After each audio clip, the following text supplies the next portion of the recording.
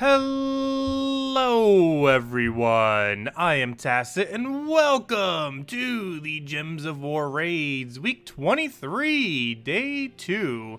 Of course, one of the main things that we have going on today is the Amanithrax faction. One of the slightly easier factions, also the one that ends up bringing in all of the truffles. That one truffle troop, they still did not nerf it, and as they mentioned earlier, they actually have no plans on nerfing the troop, which is kind of nice. It's obviously, excuse me, it's obviously one of the stronger troops that has ever come in from one of the factions. Not only being an elemental and having a lot of elemental synergies, but also having a really high gem spawn combined with an automatic extra turn, while also simultaneously having damage and one of the best infinite loops in the game. Obviously not the best option for absolutely everything, but still a really solid troop nonetheless. And of course you can get it just by throwing shards at the Emeth Rex faction, and you can do that whenever, it doesn't just have to be today obviously. Though there is that weapon, of course, that's only available today, but it's not really that good of a weapon, you can pretty much just ignore it. Obviously the main thing you want to make sure you get by the end of this week is Trickster Shot, more so than anything, is Trickster Shot from here, because that won't be available for several months afterwards, and is going to be, it's an extremely good weapon to have as a utility. Also, why is it being so slow all of a sudden? Load! It does not want to load Trickster Shot. There we go. Oh, it went for a second. Why isn't... There we go. That is weird. But anyways, it destroys an enemy's armor and then it increases your magic by quite substantial amounts based on their armor. Every 3 armor is 1 additional magic, and it can stack to be quite a bit of damage. This one's only available for today, and you can also just get it through the event, though it's pretty useless, so you don't need to worry about it. And of course, some are Aegis, this is from the current raids. With that being said, let's actually head over to the current raids and go start getting those down. We shouldn't have too many battles because we only have the ones that we end up getting from today.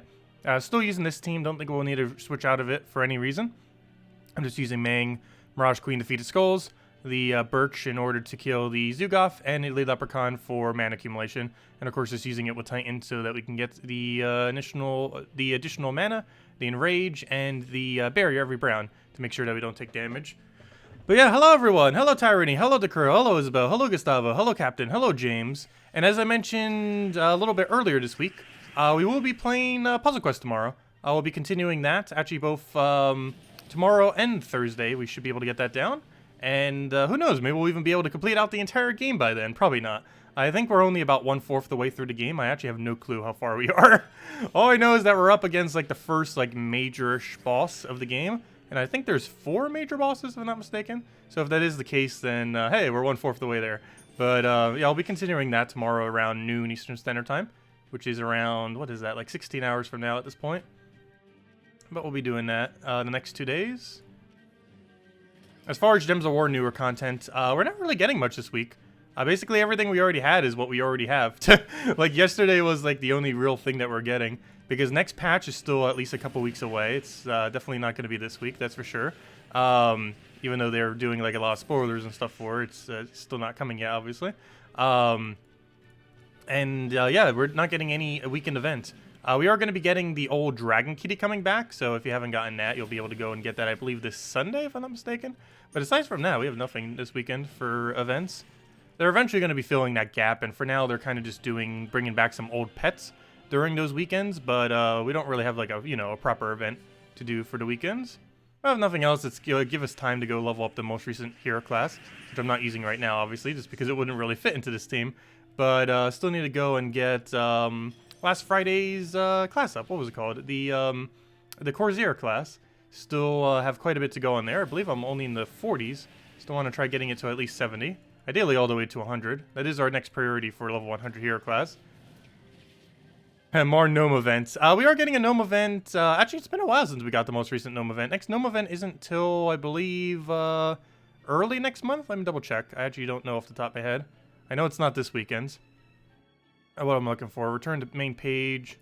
Go to weekly events. Let me see. When is next Vault event? I believe it was early September. Vault. Next, yeah, September 13th. Oh yeah, I remember now. It was Friday the 13th. I remember. We made a joke about that earlier. But Friday the 13th is of September. Well, obviously, that's the next 13th. But Friday the 13th is the next Vault event. So we still have some time before then. Actually, quite a bit of time. It's like a 5-week gap between the previous one, maybe even a little longer than that. I'll just drop that down so we get our poke, and now anything will kill him. So much so we could even throw a Mang at him and that'll take him out and kill it out nicely. I was like, hello, Sebastian! Welcome! And hello, Jason. Looking forward to the Lucky Friday and lots of keys. I know, I really hope we get lucky next faction event.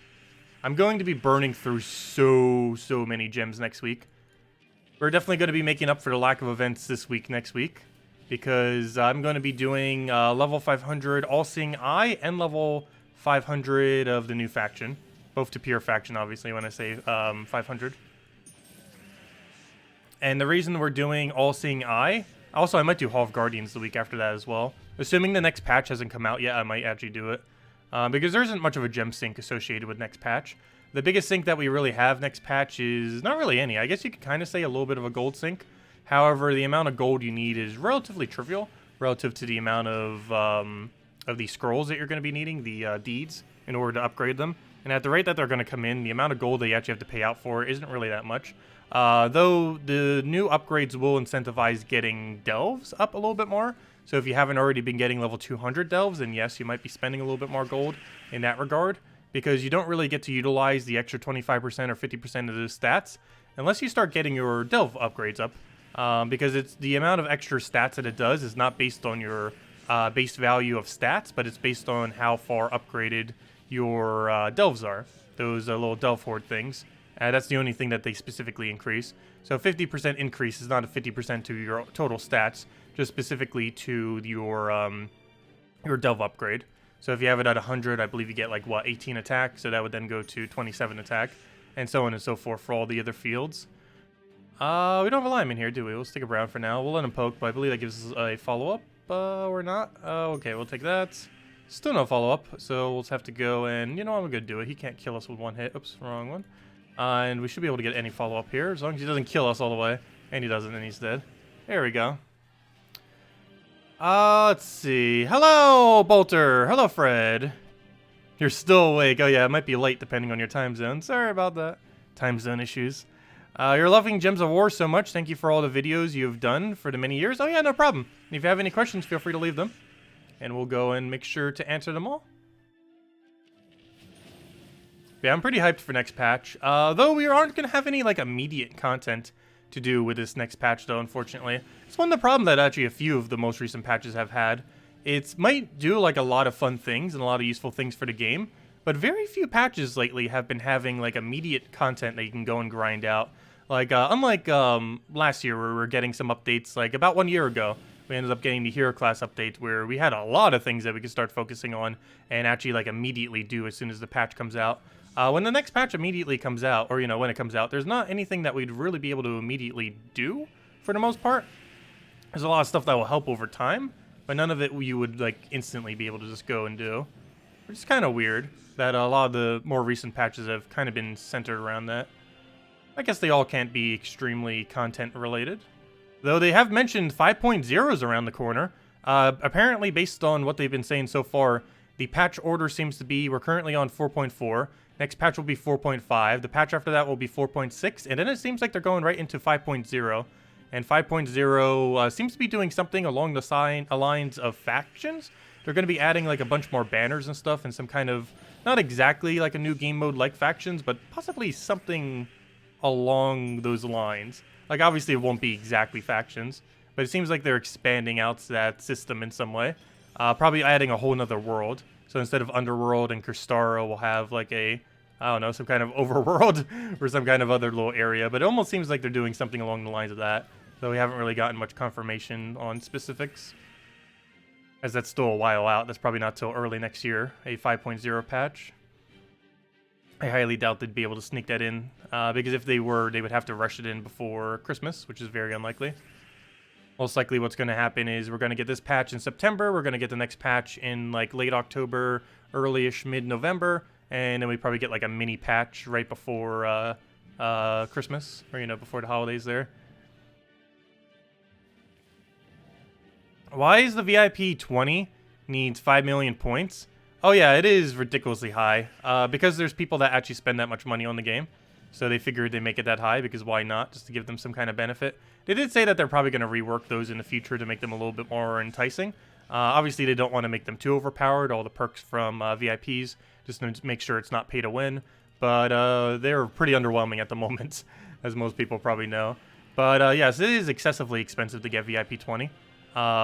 There are, I believe, over 100 people that have it, though, oddly enough, or at least a few dozen. I know that for sure. But yeah, VIP 20 costs, I believe, around $8,900. VIP 10 is around 7,000. Sorry, VIP 10 is around 790. VIP 20 is around 8,900. I thought 790 was like high when VIP 10 used to be the highest, and then it went over 10 times higher, and it's like, oh, okay. Apparently, people have spent that much money on the game. Otherwise, they wouldn't have done it. But no, it's been confirmed that there's at least like a dozen or so, if not more.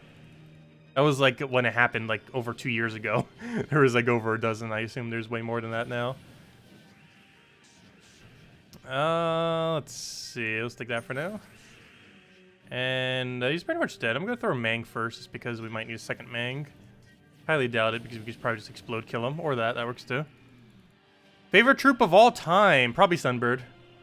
If I was to base it on every factor that it has, Sunbird probably.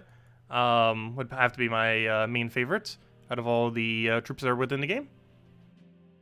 Let's see. Kingdoms associated with a delve. You need to complete, take priority. You guess on upgrading. Oh yeah, I will be explaining that when it comes out. But the priority for upgrading kingdoms is going to be based on pretty much the same thing that you already based them on. And that is you do it on magic first, and then go to the other related stats. So what will likely happen is you do the magic kingdoms that are uniquely colored, because each one's going to have one color associated to them, and a lot of them might be purple, unfortunately.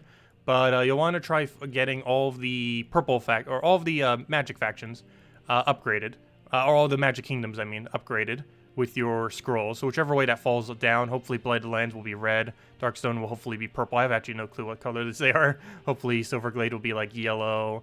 Maybe one of these other ones like Zolkiri will be green. The problem is a lot of them are probably going to be purple, which means they're going to conflict with being able to upgrade them. But yes, there are two things that you want to upgrade first generally. There's three things that you could base it based off of.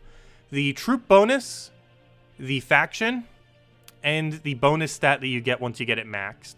I feel like the biggest priority would be the bonus stat that you get when you get it maxed.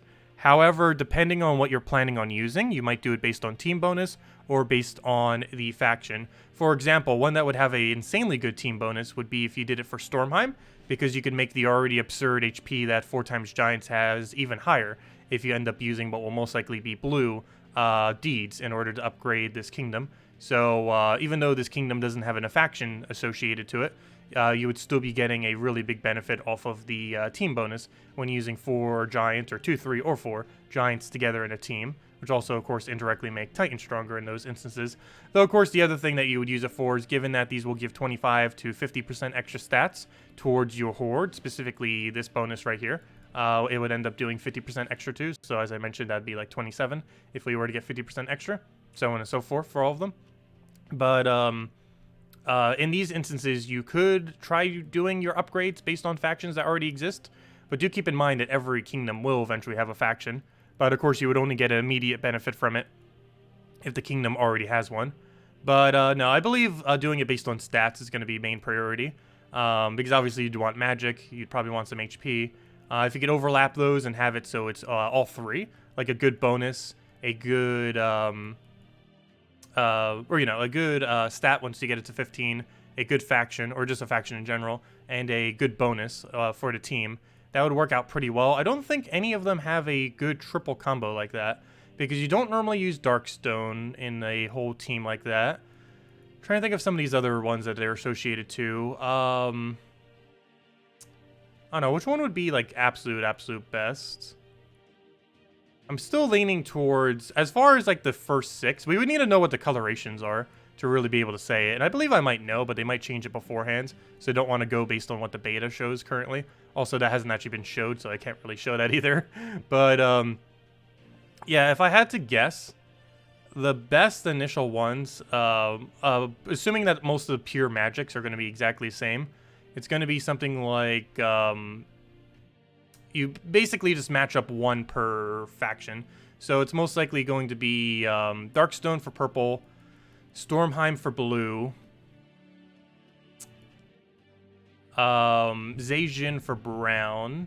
Though again, we have no clue to know if that's actually going to be brown or green or what they might do for it. I don't know. It's hard to really predict at the moment, but I will make sure to go over it like around the time when the patch ends up coming out, for like almost immediately after.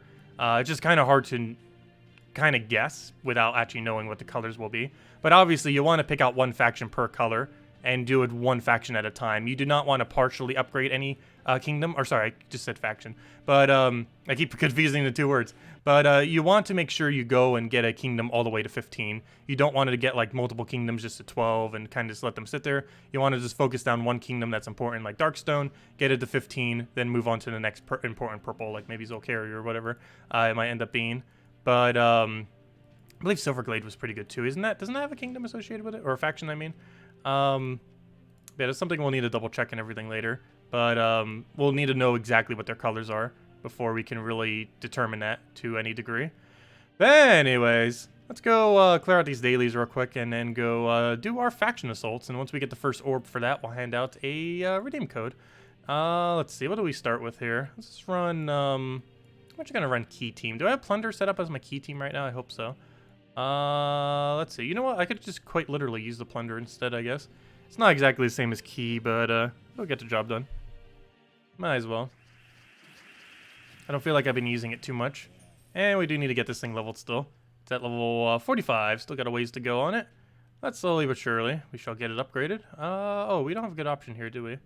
Maybe I should go the other version of it. Honestly, I really hate this pistol thing ever since they nerfed it. They really shouldn't have nerfed it. It wouldn't have been that broken. On paper, it would have been. But in practice, it probably would have been pretty well balanced. The way that it previously was. But then they over-nerfed it to the point that it's now useless. Or almost useless. Not completely useless, but it's pretty close to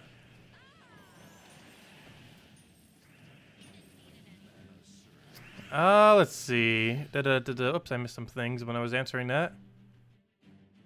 Not Fairish Rod? No, I almost never use Fairish Rod. Or at least these days, obviously. Because once you have all the souls, Fairish Rod becomes almost pointless to ever bother having or using. But of course, it saves you a ridiculously good amount of time once you, if you do it for when you need to do your million of soul grind.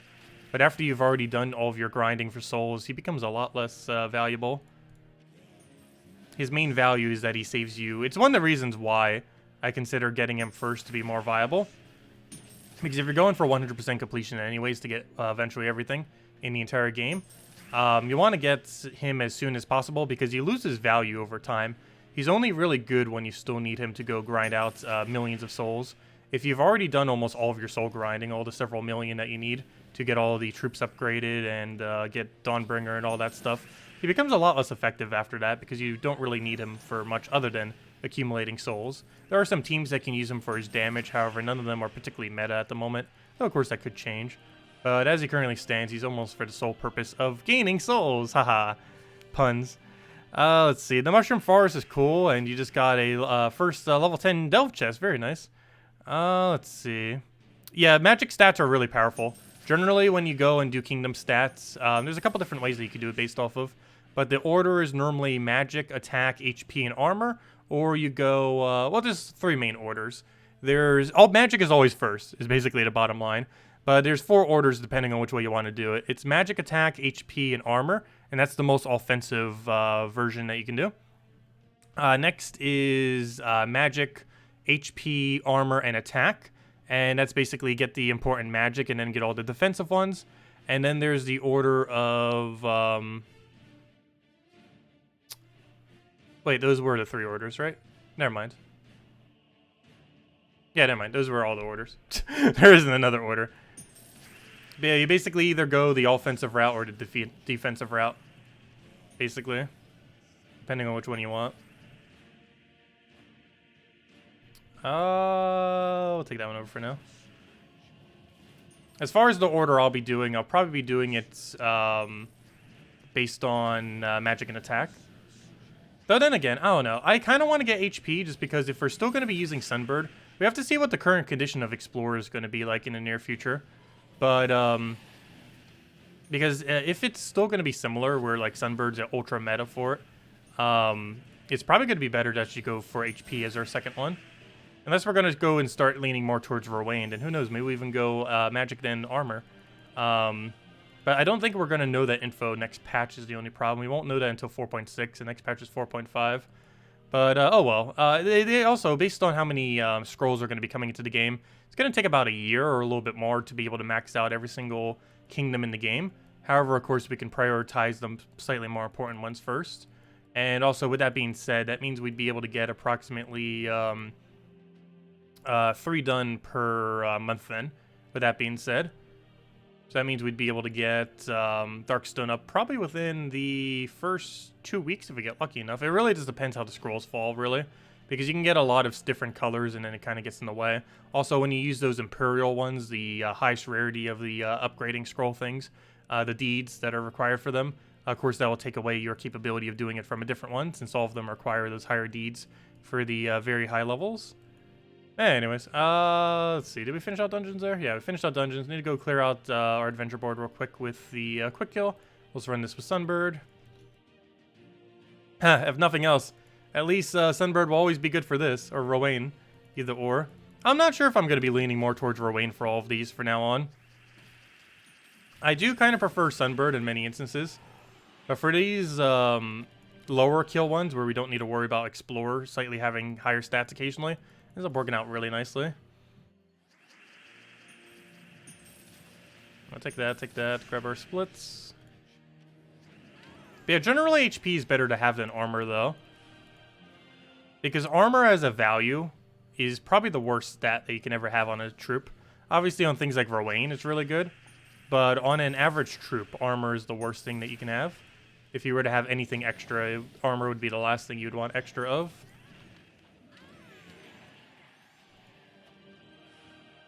So generally you want to go HP instead, just because HP is what really determines if you actually die or not, whereas armor is pretty pointless. Armor, I never really understood the whole point of armor in this game, to be honest.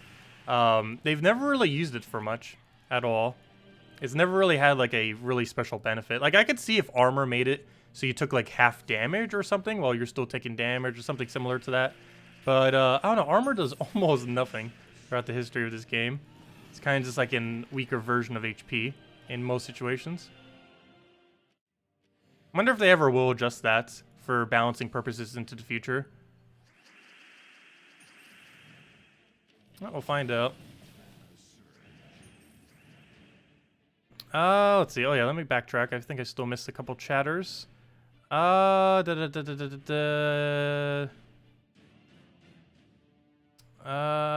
see. Yeah, Bright Forest is actually pretty decent this week because it has a bunch of 20% gains, making it quite a bit more viable than it normally would be. Oh, you're almost at level 1000. Very nice, Earthbound. Might be able to reach that this week then. Especially since there's no event, you can focus on trying to get levels if you want then. Wanted to ask, oh wait, sorry, I skipped one. What would be a good team for 2 Fairish Ras? Dragon Soul, Fairish Ra, Umbra Wolf is what you would end up doing. And you would run that on First Challenge Divinian Fields on Warlord 2 difficulty. And it earns around 50,000 plus souls per hour. It's the best soul farming team currently within the entire game. Aside from using 3 or 4 Fairish Ras, but it's not worth getting 3 or 4. The amount of increase is extremely trivial at that point. Really, you only ever need 2 Fairish Ras. Getting anything more than that's kind of a waste. Unless you just randomly pick one up by pure chance. Let's see. Wanted to ask, what hero weapon would be good for Satyr, Bugbear, and Goblin? You mean like a green mana generating weapon? I don't believe there is a proper green mana generating weapon. Trying to think of one. None come to mind. Normally you would just use like Mountain Crusher or something, which can generate for anything, of course. Drawer Vise, I wouldn't say for that particular instance because it would block too much mana. And Essence of Evil would block on green, plus not do as much mana as Mountain Crusher.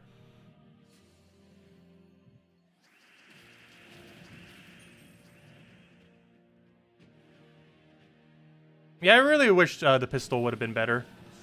I'm not sure why they nerfed it that bad. Could at least let us have some fun with it and then nerfed it. What is the best way to get glory?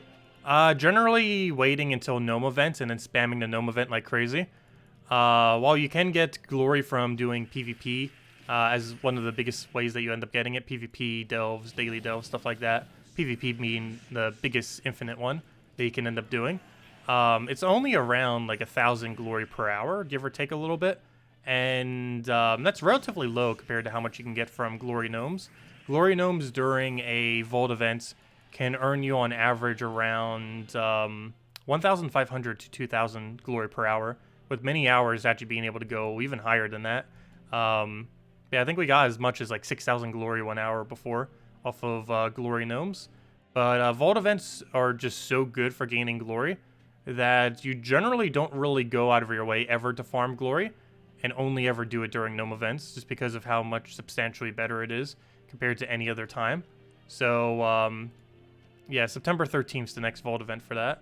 But if you need some right now because you don't have any, yeah, PvP, just keep spamming PvP and making sure you do your daily delves are the two main ways that you would most likely want to go about doing that. Okay, let me go get this team in here. Is this the right one? Yeah, this should be right. Let me go copy that. Might want to change out its weapon, but it's probably not that big a deal. What am I looking for? I'm looking for the faction assault. Go get herself an enchant because that'll speed us up greatly. Even though it's only... We are going to have to spend 30 gems, but it's perfectly fine for how much time it's going to save us. And yeah, let's get into them. Oh, that's not what I want. Edit, paste team. And let's get that in there. There we go. The infinite loops. And we get to get Warden leveled. Still trying to get Warden max. I believe it's at 94 or 95. Yeah, 94. It'll definitely get to 95 or almost 96 by the end of this, though. So that will help it. Hello, Drock Savage. Welcome. Let's see. Armor exists so we can destroy it immediately for a stat boost. I know, right? It's almost like the whole point of armor is to feed Mang-like weapons, which is kind of funny. But that's almost the entire point of armor value. Pretty much. As weird as that may seem.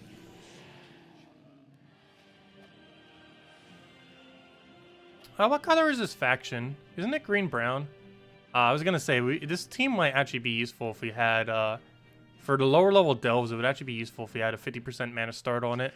But the only thing that we could use for that is the Mirage Queen. And color restrictions for this delve will actually make it so we can't use Mirage Queen. So we're not going to be doing that. Okay, we just take that brown and just double it up and go from there. Is Warden good for anything? Yes, quite literally just this team. And it's also occasionally used with beasts. They are planning on buffing it because it's one of the worst hero classes in the entire game. However, oddly enough, it's actually one of the best hero classes to use with this team, if not the best. And the main reason for that is because it has two main aspects for it. Dispel and Greenstorm. Dispel is to get rid of Submerge so that we can hit them with our goblins, and the Greenstorm is to make sure we infinitely loop with them. So, yeah, it actually ends up working out really, really well for this team. So it actually finally has one purpose, and that's this team right here, pretty much. And a couple beast teams, but it's a really underwhelming hero class. One that you would almost never use. However, they have confirmed that they're going to be updating and buffing some of the hero classes soon, probably version 4.6. Not next patch, but the following patch after that is likely to bring some hero class rebalance, because a lot of them haven't been rebalanced since the day they've been released. So yeah, that'll finally help fix some of them, because some of them are pretty dated, like Warden. Well, Warden, in all fairness, was completely useless even when it came out. Same as Knight. Some of them have just always been perpetually useless, but they're finally going to make some of them not as useless. So yeah, good thing we almost have it at level 100, so if it ever becomes not useless, we'll be already good to go. We don't need to go and bother leveling it at all. It's already going to be done. Still trying to get all the hero classes done, ideally within the next month or so, month or two. I want to ideally have every hero class in the entire game maxed. Still got a little ways to go on it though, before we reach that point. Which one will get removed during the buff? Which one do you mean? I'm not sure what context you're referring to that with. What's the difference between Scatter and Splash? Scatter splits between all enemies. Splash does... it depends which Splash it is. There's 3 different forms of Splash. But assuming it's the normal Splash, it does 50% to the 2 adjacents. Yeah, they're both completely different abilities. However, if you're referring to Scatter and Split damage, they're both exactly the same. Scatter and Split are the same thing. However, Scatter and Splash are completely different. I assume you mean Scatter and Split when you've mentioned that. Yeah, they're both the same thing, but Splash is completely different. And there's 3 different forms. 25% Splash, 50% Splash, and 70% Splash. The 25% one is called Light Splash. The normal one, I believe, is just called Splash Damage. And the 75% one is called Heavy Splash. And they just do damage to a target and then a percent to the 2 adjacents, based on which one they are. Either 25%, 50%, or 75%. And Scatter and Split damage just distributes the amount of damage that you do among all enemies. So for example, when we use a Rowan and it has split damage on it, yeah, it'll distribute however much damage that's going to be to all of them. So if it's 120, it'll distribute that 120 across them. It's really good for cleaning up troops, since if there's less troops on the opposing team, it'll concentrate the damage onto them. Whereas compared to something like a, let's say, a full AoE damage, which does, let's say, 40 to all enemies, that's quite a bit of damage. That's 160 damage. However, as there's less enemies on the opposing team, it technically becomes less effective. Whereas split damage will concentrate all of that damage onto whatever's remaining. So if we had a Rowan that was about to do 130 damage, but there's only 1 troop left, it would do the whole 130 damage to them. So one of the main reasons why split has good potential for low stat situations, or similarly low stats, or, you know, anything where you can kind of get like a 1-shot or 2-shot. And the main reason for that is the way that the weapon, or the way that the cast distributes its damage. It's also why you almost never see things like AoE on low-level battles, even though we're kind of doing that right now. But of course they get a little bit higher pretty quick. But you generally don't run AoE on very low battles, just because split damage is just normally more effective against it. AoE is more... split damage is really good against things that are lower stats than you. AoE is really good against things that are around the same stats as you. And then there's all the other mechanics. But those are like the main 2 instances you use them for. And of course, for higher level content, you mainly just use stuff that upscales, things that can boost based on specific stats on the opposing team, or just devour them or instant kill and other similar mechanics. Things that can go infinite with how much they do, like mana drain, barrier, entangle, stuff like that. Where it doesn't matter if they have 100 or 1,000, it will still be similarly as effective against it. What do we take here? We don't have a good option. Let's take that for now. Try for Sky, didn't get any. Grab a green, and then we just go through this, and that should hopefully get our troll going, and then we just kill him from there. How did that miss completely? Okay, fine. We'll take that, get our mana going, and be good to go. Let's see. So we need around 20 million gold to get all kingdoms to level 15. Yeah, and that's 20 million gold over the course of over a year. So people are making out that gold cost to be like way higher than it really is, but it's a ridiculously low amount of gold cost. The amount of gold cost that the new format is effectively going to be is only around, like, at most 2 million more gold per month. And that's like at absolute most. It's probably even closer to only 1 million more gold per month. But even on the higher end, 2 million more gold per month at absolute max is how much more the new system would end up costing. If you want to constantly keep upgrading all the kingdoms as you have the deeds for them, which isn't really that much. It might be obviously for newer players and stuff, but later in the game, 2 million gold a month extra is not really that bad. Not to mention that's like the high ball estimates, probably closer to 1 million or 1.5 million a month extra. Most people can farm over that in a week if they try.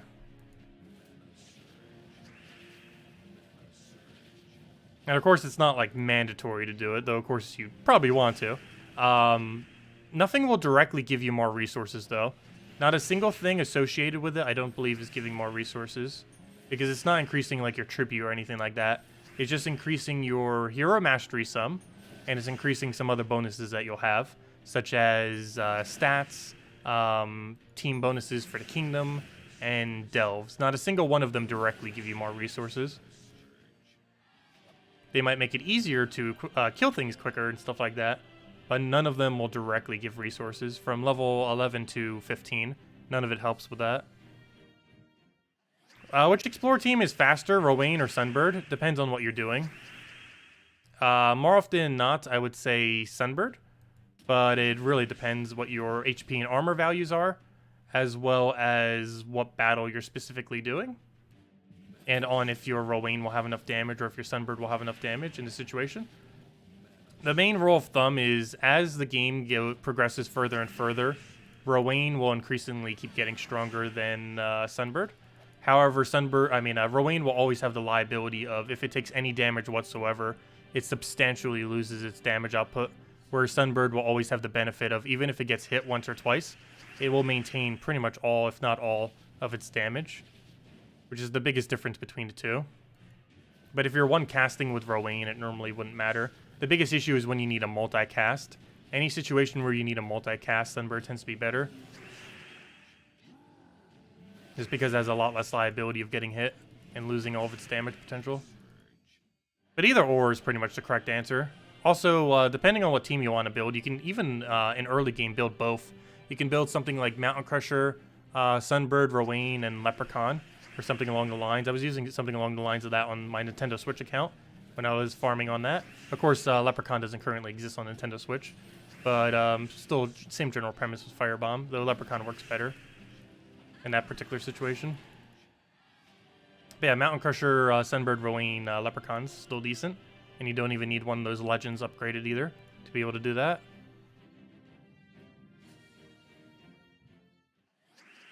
Yeah, of all the bonuses that are coming from the next update, level 15 is the only really big one.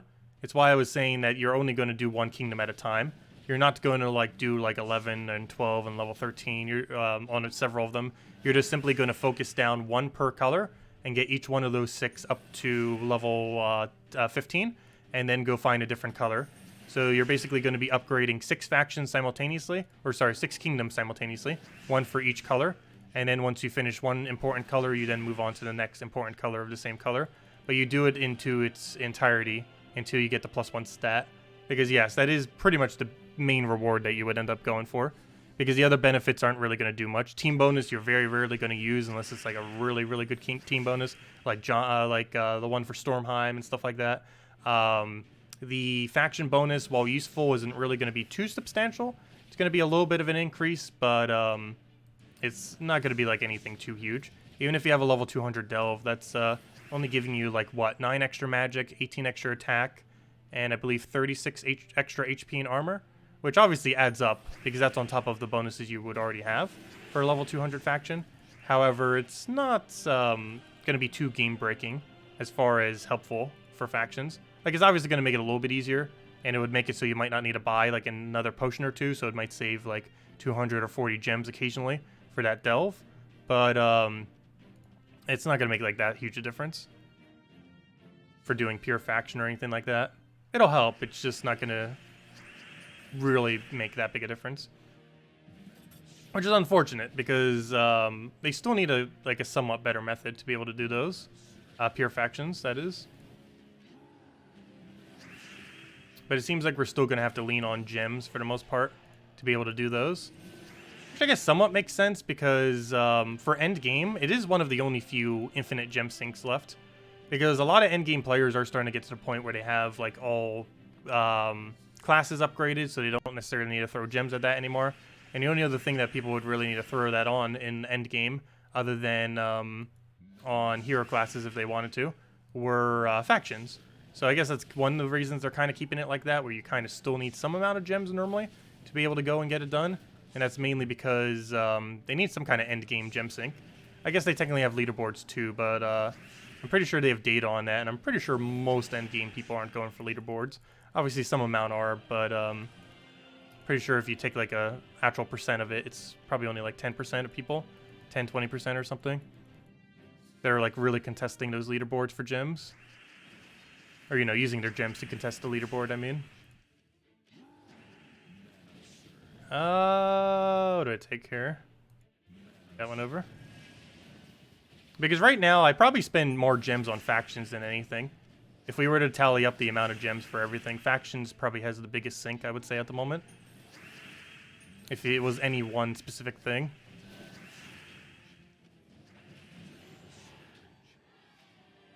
Are kingdoms going to level 15 from the level 10 cap? Yes.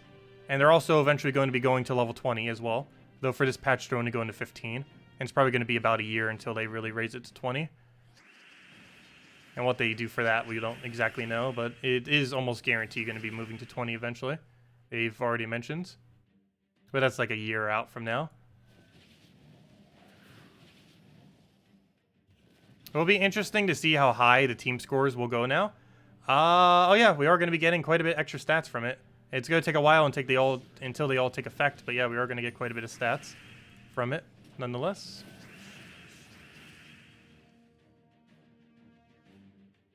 Yeah, it's going to cost, to max out each kingdom, it costs 700,000 gold, 130 of which you've already done if you got it to level 10, and a bunch of deeds. I forget the exact number on the deeds. I believe it's 4 Imperial and around 40-something of the color. Or somewhere's around there.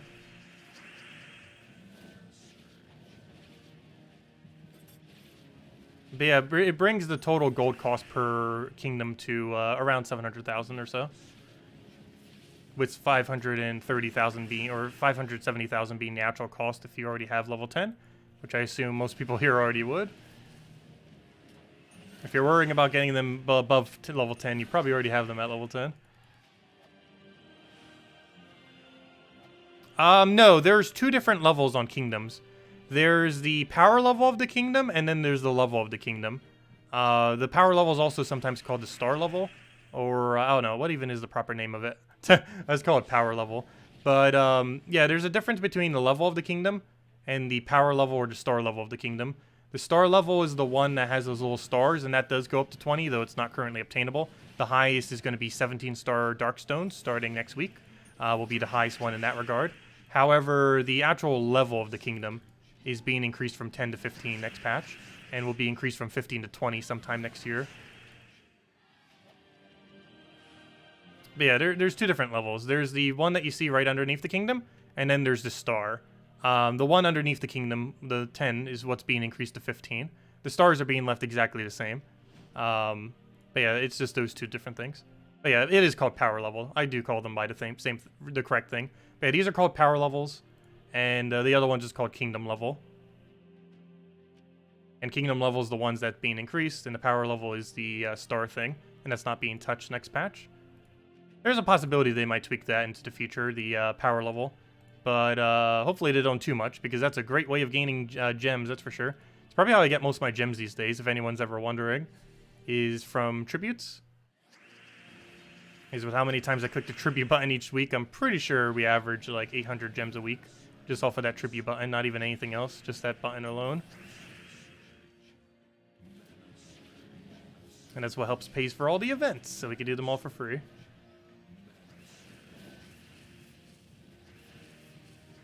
Did they call it power level last night? Power level is technically what the stars are called. The stars are power level, and kingdom level is the number thing associated with the kingdom. Those are their proper names based on in-game annotation of it. Also, it's redeem code time, because I believe after these 2 battles we'll have our first orb, first shiny orb.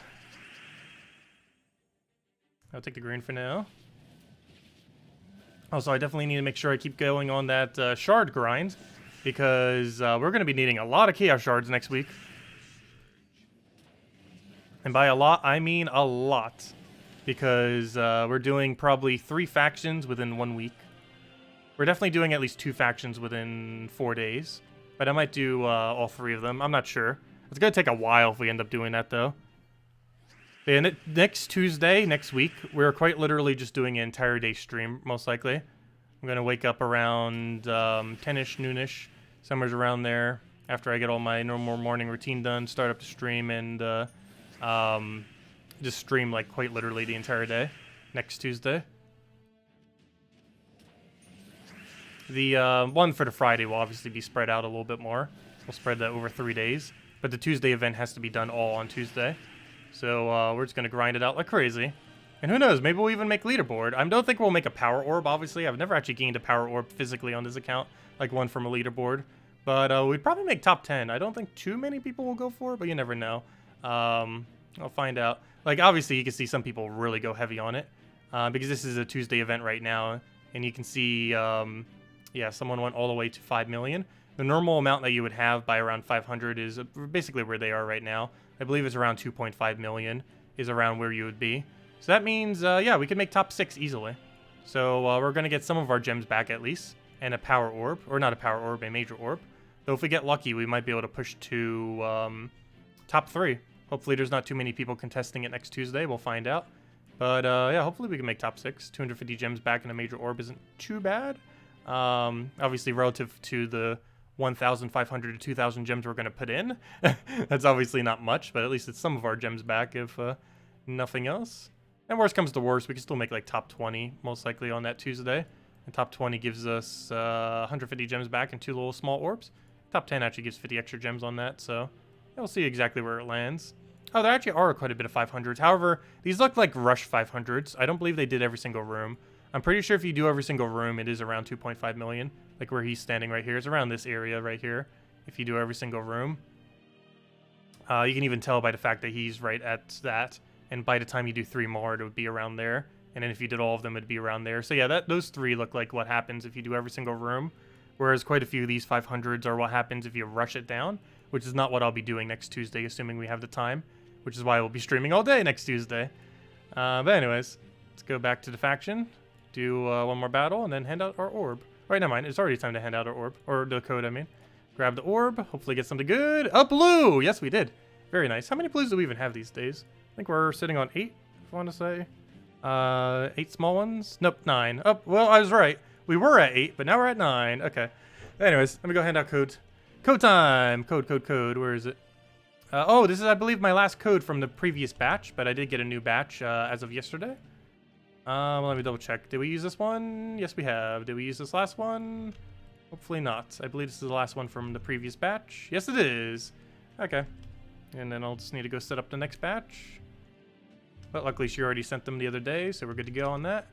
But here it goes. Here's the redeem code. Use it on gemsofwar.com. Read for the game code section. Your invite code can be found in your settings menu. Whatever your game says there is what you put in. Redeem code's right over there. Just, wrong way. Right over there. Just copy paste the random numbers and letters. And to give same reward as always, 2 treasure maps, 1 gem key, 200 souls, 2,500 gold. And there goes go. Okay. Oh yeah, we still need to go to kill a bunch of greens. I almost forgot about that. Definitely need to make sure we get all those kills. Of course, this ends up giving us 100 gems instead of our normal 20 gems, but we do need to make sure we actually kill enough. I was hoping that doing all this faction would be enough. It might still be enough, but we'll find out. But need to definitely make sure we get that, because if we miss out basically on 20 gems if I don't finish that by the end of today, because that means it doesn't refresh to a new task, so we wouldn't be able to get the 20 gems from tomorrow. Yep, no problem for the code. I can hand out orbs, I wish. That would be a lot of fun, having a redeem code with an orb. I don't think they have ever handed out a redeem code ever with an orb, ever. They've given out some pretty shiny redeem codes, but never once, I don't believe, have they had an orb. Though, actually, I shouldn't say that. I believe they gave out a green orb once. But that doesn't count. They haven't actually given out, like, a chaos orb or a, you know, like an actual good one. Like a blue, purple, orange. Not even an orange.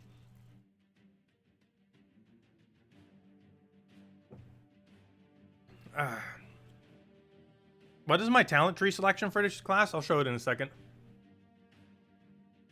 Easier to show it while not in battle. Of course, we can kind of see it if we go under here, but yeah, under here. It's a lot easier to understand with the other page.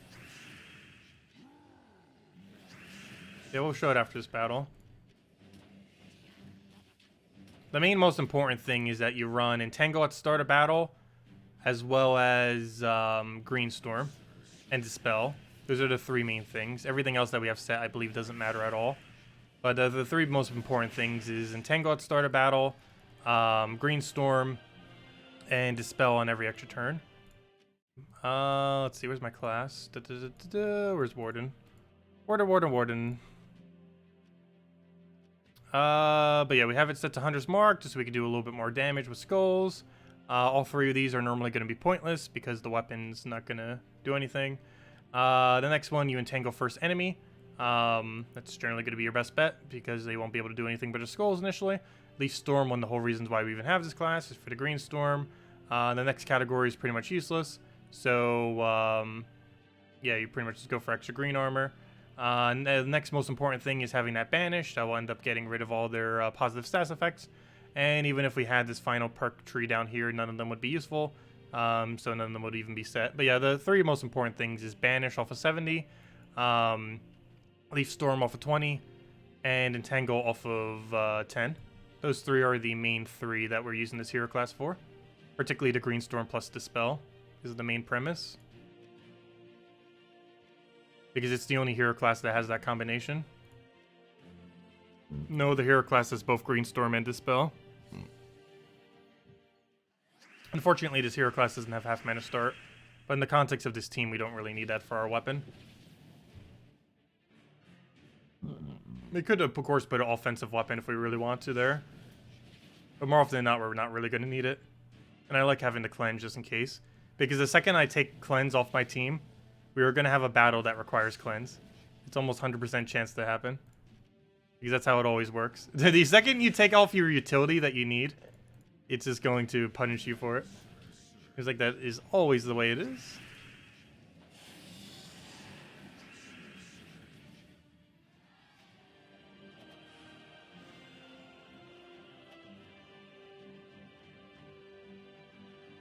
Actually, given that Gems of War doesn't have as many events this weekend, we might actually finish out Puzzle Quest 2 this weekend then. Because I'll be streaming it tomorrow. I'll be streaming it on Thursday. We can stream it in the middle part of Friday, probably. And yeah, I guess we could just finish it out on Sunday if it wasn't already done by then. I mean, on Saturday, I mean. And then Sunday I have other stuff I needed to go do, most likely.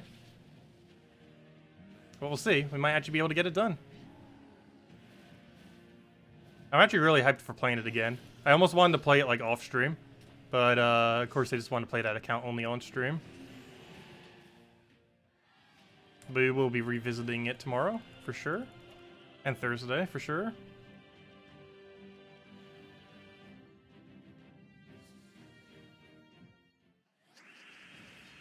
Yeah, Dispel gets rid of all positive stats effects. The main reason why we're using it is because of Submerge. Submerge and Barrier, but more so Submerge. Because we're currently using a damage source that hits all enemies simultaneously. And we need to make sure they're not submerged, otherwise they are going to take 0 damage from our AoE, which obviously we do not want, as that hard counters us. And it will make the battle take forever. But Dispel makes it so you just bypass it without needing to worry about it at all. And of course you don't even need to worry about Barrier since it gets removed in the same fashion, so they never get to protect against any hits. Oh, I just realized something. There's one really shiny mechanic that is coming next patch that I don't think they mentioned. I'm not sure if I'm allowed to say it. Though they've already said so much that, oh no, can I say it? There's actually one really, really shiny mechanic that's coming in next patch that's actually going to change up the meta slightly. I'm not sure if I can say it or not. Oh, did they say it? Oh, they did say it. Yes, Reflect. Wait, did they actually say it? I don't recall them actually saying it. But yes, we are getting Reflect next patch. It reflects 50% of damage that you receive from anything. From spells, from skulls, from absolutely anything. So, yeah, that's going to be strong. You can just keep reflecting a bunch of damage and just build a Reflect tank finally.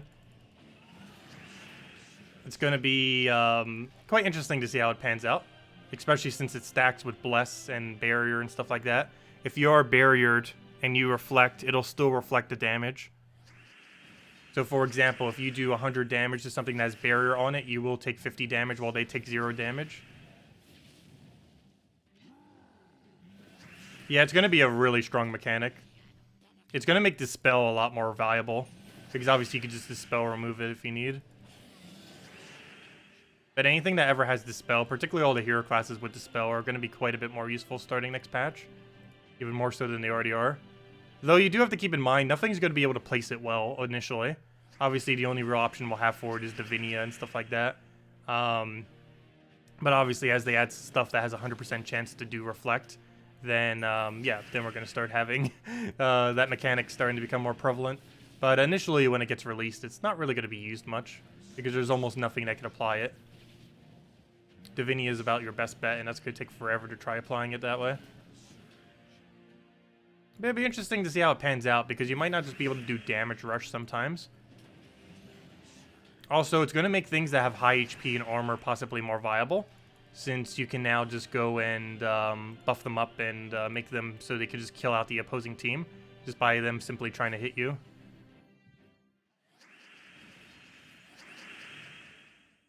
Who knows, maybe Gloomleaf will finally be viable. 50% Skull Reflect will stack with Reflect. It'll do 2 separate instances of 50% damage. Which theoretically means you're reflecting 100% damage then, finally. Only for Skull specifically for that, though. Reflect does it for both, but obviously Gloomleaf still only does it for Skull, the trait that he has.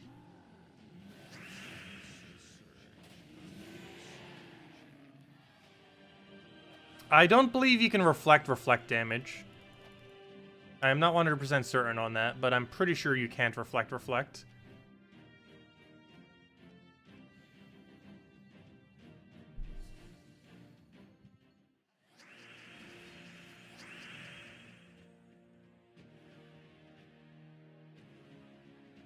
Yes, it does get dispelled and stuff like that.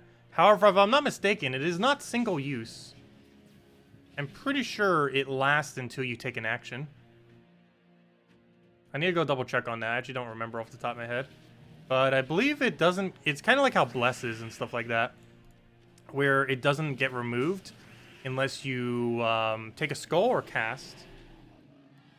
I don't believe it's only single use. I'm pretty sure it's like Submerge and stuff, and, you know, Bless and all that, where it lasts for quite a while until you eventually take an action.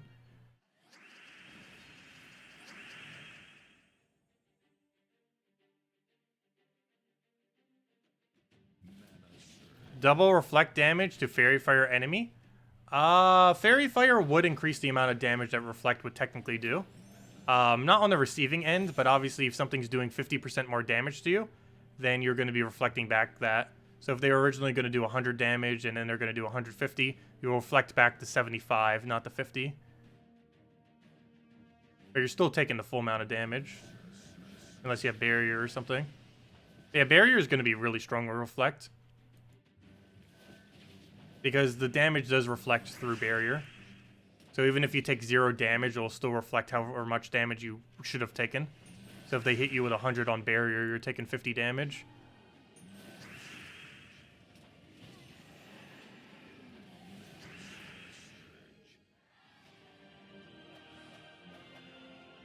But I'm pretty sure Reflect doesn't reflect damage. I believe they're going to be counting as a different category of damage so that it doesn't do that. Haven't actually gotten to see it in the beta just because it's really hard to set up because there was no troops that can do it viably, obviously. Well, we'll find out as we get to test it more into the future in the live game.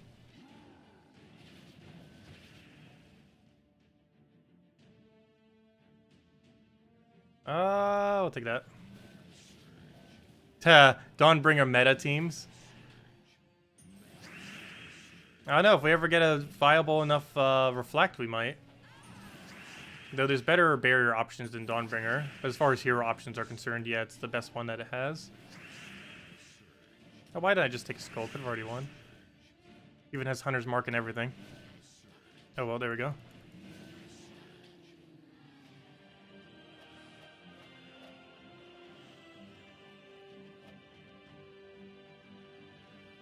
Yeah, Sentinel will probably become a lot more viable next patch because of Dispel and Barrier every Brown and 40% score reduction.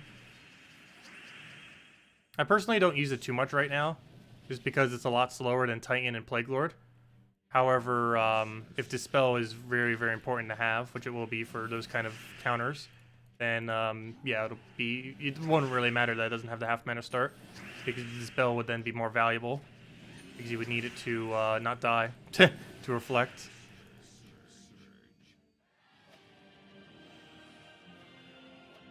The only real big issue with reflect is higher level content.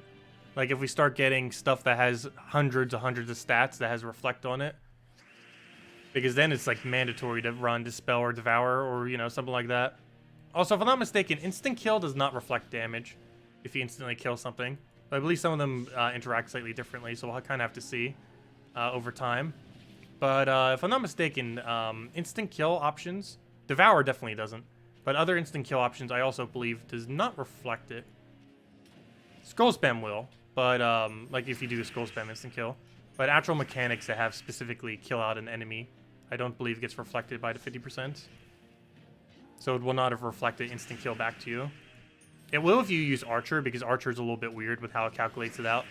But Assassin's instant kill wouldn't, Draco's 1337, Zugolf wouldn't, stuff like that wouldn't end up reflecting it. Only Archer does. Archer has a really weird mechanic on it, where its instant kill counts as skull damage. So if anything has even 25% skull reflect or any amount of reflect, you actually kill yourself. It's one of the reasons why Archer is quite a bit not as viable compared to Assassin and stuff like that. Whenever you hear me mentioning like the most viable skull-related hero class, the Archer normally doesn't come up just because it has that really weird mechanic where it can die from reflect, and that's going to be applicable to the new reflect as well, most likely. Gloomleaf meta. I don't think Gloomleaf will get that much better.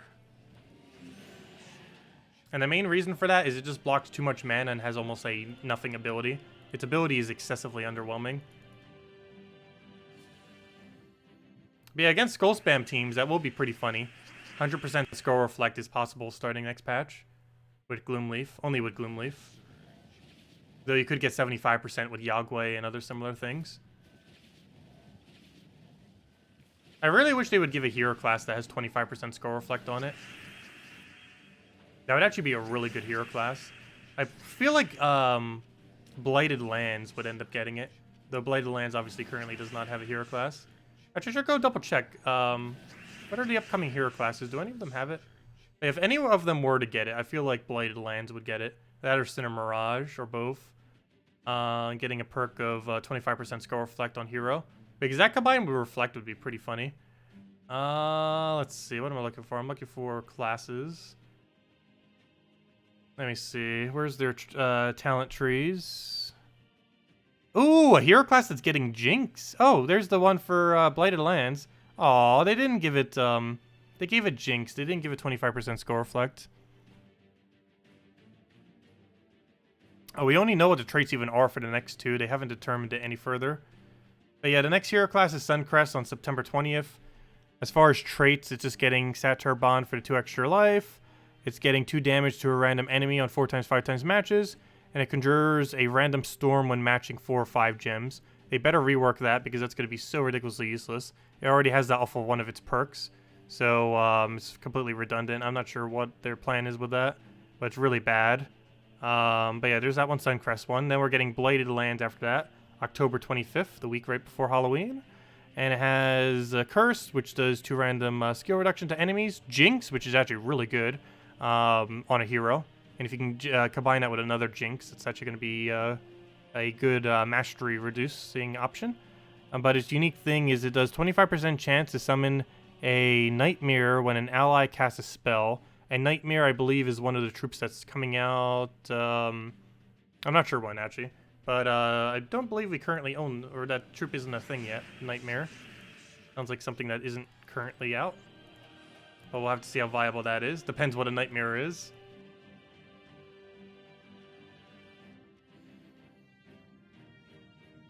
But yeah, as far as their trees, Suncrest doesn't look like anything fancy. It's just Storm, Life, and Wind. That's going to be pretty underwhelming. However, Blighted Lands is going to have Death, Chaos, and Fire. That could potentially be good, because this will be the first time ever we can combine Doomstorm at start of battle with 3 times damage to burning. So that could have a lot of potential. So we'll have to see exactly how that pans out. But, yeah, the Blighted Lands one could be okay. I don't think it's going to be anything too over the top, but we'll have to see how it synergizes together and go from there. That has potential. It's definitely going to be more of a skull-oriented class, if it, regardless.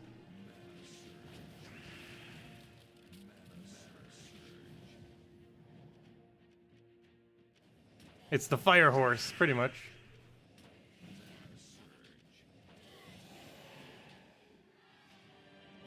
It'll be the 5th horseman of the apocalypse. Oh, yeah, never mind.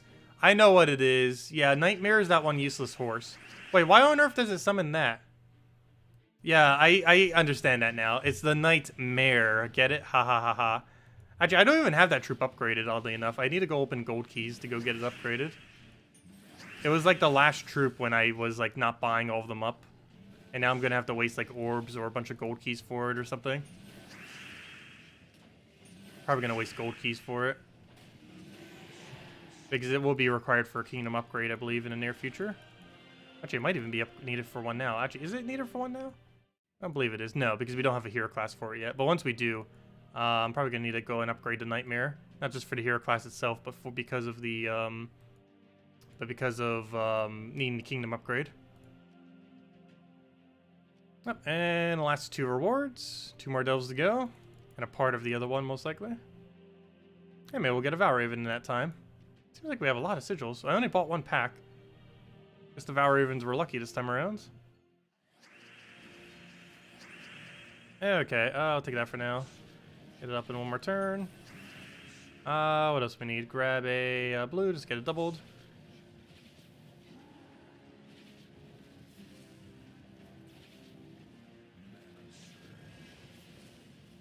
You don't know how they didn't give the Orc class fire.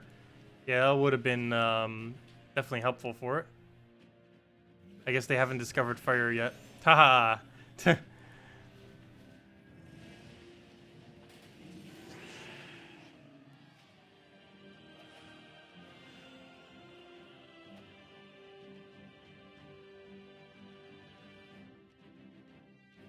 Yeah, as far as everything with 25% skill reflect, I'm pretty sure you're not even really going to bother synergizing it with 25% skill reflect, though.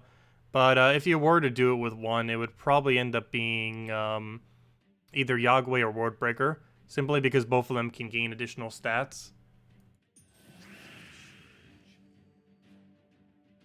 And given that it would be in first slot, probably Yagway. But the most proper method to do it would probably just be to have a tanky first slot and just keep placing Reflect and having Divinity on your team just to keep giving HP and stuff. Also, one pretty funny thing that might actually become viable starting next patch, which was at one point one of my favorite troops in the entire game, but it's been pretty useful for a very, very long time now, but it might actually be viable starting next patch, and that is Emperina. Emperina can do a full heal to anything in the entire game, while also increasing its max HP.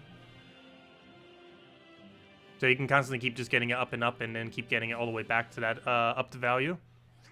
It's one of only a few troops in the entire game with a full heal. At one point, it was among one of the best troops in the game. But nowadays, it's pretty underwhelming. However, Reflect mechanic might actually make it great again. So we'll see how that pans out. We'll have to see. But it would be fun if Emperina actually becomes viable again. It hasn't been for like 4 years now. It's been a very long time since Emperina has been viable. It was at the beginning of the game, and that's about it. That is pretty much it. Like the first half a year of the game, it was good, and then never again was it good, ever.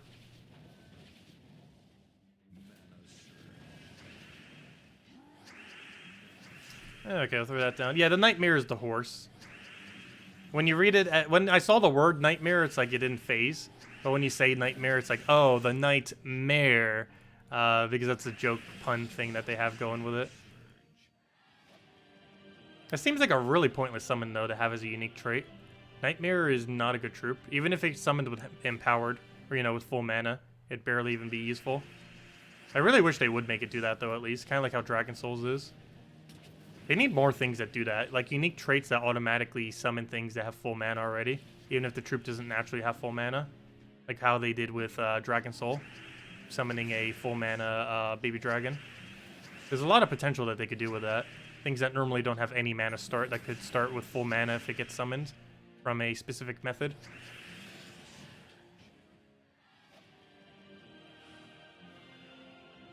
And that's an Australian pun for you. Ah. Also, hello, Haley! Australian humor.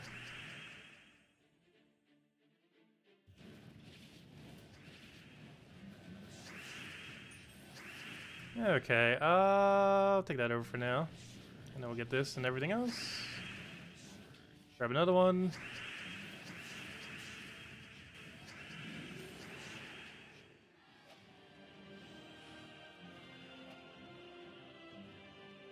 And then we got one more delve after this at least. And then the rest I'll probably just get off stream. But I do at least want to make sure I get the 150 kills before I finish out the stream though. We should be pretty close to it, the 150 green kill. Obviously we're not done with it yet, otherwise that symbol wouldn't be there anymore. The event gem. But should be getting pretty close to it. I know we're within 50 or less.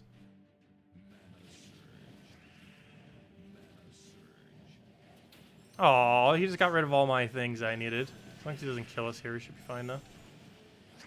Oh, submerge. This is why we have the thing, except we need an extra turn, otherwise I'm not going to get rid of it, but there we go. But that's why we have Dispel. That exact moment right there, when they get a bunch of submerges. What are some good alternatives to this Delve team? You don't have King Gobtruffle. We'll definitely go throw some shards at that faction when you get the chance, this faction right here. But you can just run Mountain Crusher Double Gargoyle with Apothecary. That team is viable for this faction. It's really cheap too.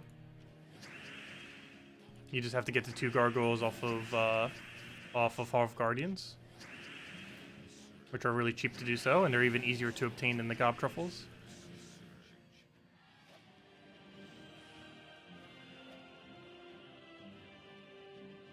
Let's see, how many more kill count do we need on that actually? Yeah, we're pretty much there. 21 more kills. We'll easily get it done just from the faction then. Probably gonna average like 2 kills per thing, if not more.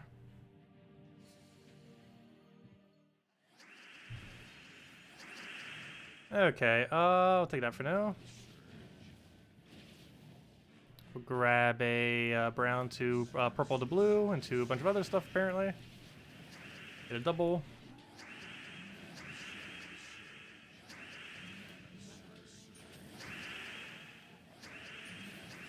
And he's dead. If anyone else knows any other questions, let me know. And we'll make sure to go over them all. But yep, final delve we'll need here. That'll give us our loot that we need. And hopefully we get the green kills that we need as well. Should be able to. And if not, the following delve would. Off stream.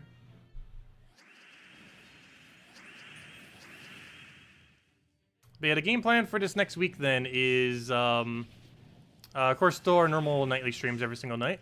But we will be doing Puzzle Quest for the next few days, pretty much. Tomorrow we'll be starting at around noon Eastern Standard Time or so. Same as on Thursday, so Wednesday and Thursday this week. Should be able to get a good chunk down for each of those 2 times. Probably play it for like 7 hours straight like we did the other time. Something like that.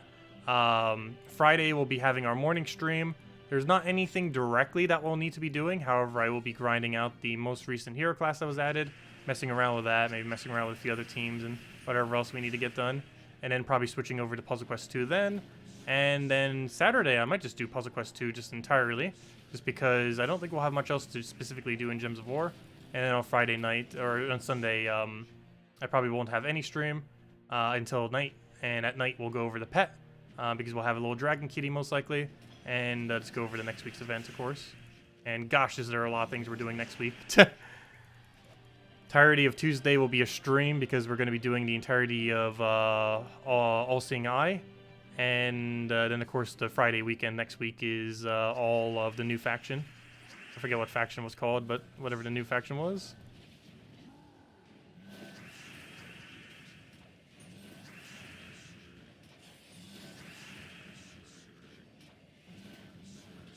Would you explain deeds a bit more?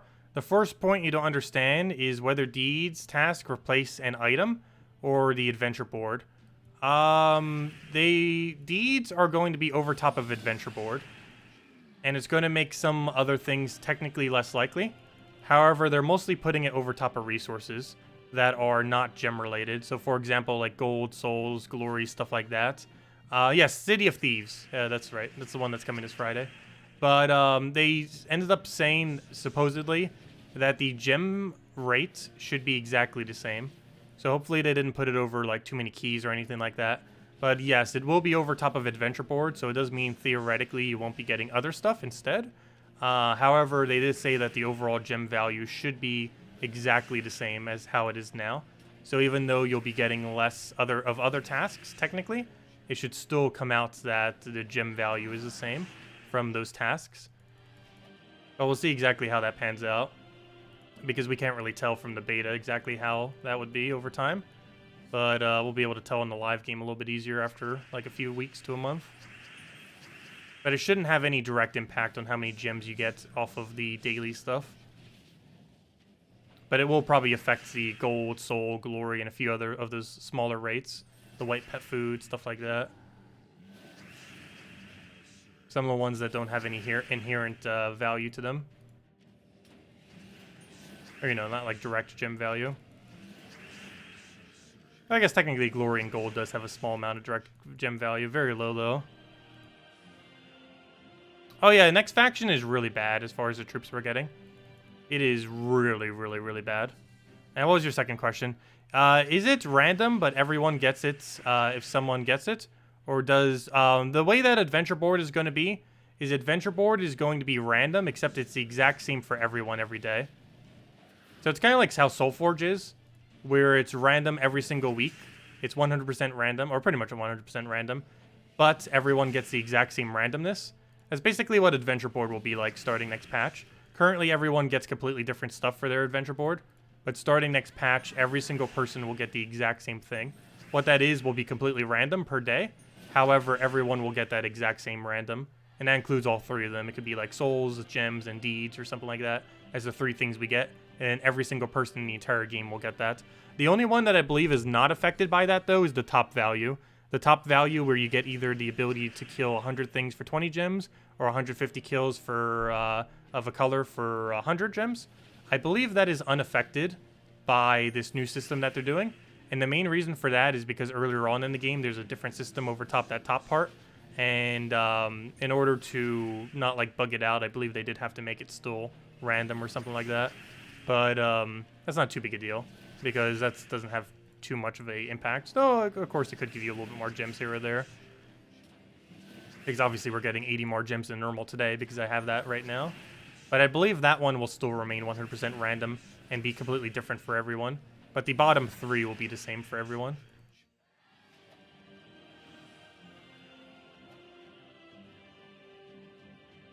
The personal task only has a 15% or the 15 gems to refresh only if you are doing the earlier stuff. Like if you're in early game. There is no button for that once you are later in the game and you've already gotten them all completed, which is a good majority of people. That's not a new feature. That's a feature that already exists in the game. But most people never see it because it's not applicable once you've gotten past that point. I'm not sure why they even have it in there like that to begin with. But they do. Not the fact that they have it there. Obviously, they have it there to help newer players. But I don't know why they have a gem reroll thing for newer players. Seems like just a useless gem sync for newer players that should never be clicked, but they might not know that.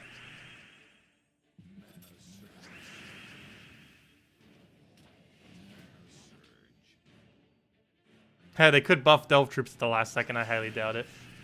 But you never know. Never know. Also, these might be our last 3 green kills that we need. It's definitely going to be close. Not quite. Unless we already got it and I wasn't paying attention. Let me grab that. Is that the last reward?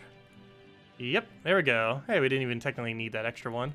I'll still grab it. Useless orange. At least we got a blue earlier. Yep, we need quite literally 2 kills. So I guess I'll go do one more battle real quick. I believe the first room has 2 yellows on it. I mean, 2 greens. That's not what I want. Games. We need to do it later anyways. So let's see. Do we have 2 here? Yes, we do. 3 of them. Okay, we'll do this battle. And that'll give us our 100 gems. And that'll be the last daily other than finishing up our delves. I don't technically always count those, though. There's still something you should be doing, though. But if you accidentally, like, not do them, it's not as impactful as some of the other dailies. Ah, there we go. And that should give us 100 gems, which will be going towards the factions soon. We get it from factions, and now we're going to have to give it back to factions in the very near future. Anyways, guys, that'll pretty much wrap it up for now. Does anyone else have any other questions or anything you want me to go over? Otherwise, Gems of War stream. Next Gems of War stream is tomorrow night at hour and a half prior to now tomorrow at 8 p.m. Eastern Standard Time. And we'll mainly be going over, well, we only have the Minotaur thing, so I guess we're mainly just going to be grinding out raids and PvP for the most part, pretty sure tomorrow. Tomorrow, of course, we'll be starting Puzzle Quest stream around noon Eastern Standard Time. Around there, give or take an hour. Might do it a little bit earlier if I end up waking up earlier, or a little bit later if otherwise, but somewhere around that general time we'll be doing that for several hours, getting further in that, having fun with that, and doing that for the next 2 days in midday, and going from there. But anyways, guys, hope you all have a wonderful rest of your week. Of course, not really too many more events for this week in Gems of War specifically, but we have a pretty active next week, and version 4.5 is right around the corner. It's probably one of the reasons why we don't have too many events right now, because obviously that's getting all that situated is probably their bigger priority right now, and making sure that runs out smoothly in the next few weeks whenever that does end up rolling out. But anyways, guys, I'll catch all of you later. Thank you so much for stopping by, and I hope you all have a wonderful rest of your week. Goodbye, everyone.